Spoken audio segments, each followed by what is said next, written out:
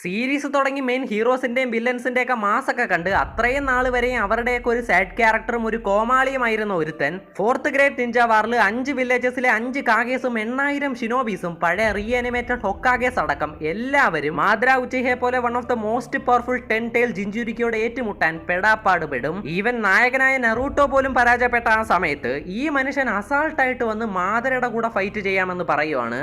കേൾക്കുമ്പോൾ നമുക്ക് തന്നെ ചിരി വരും. അതായത് നോർമൽ മാദ്ര തന്നെ മൊത്തം കാഗേസിനെ ഒറ്റയ്ക്ക് നിന്ന് അടിച്ചെച്ചിലാക്കി.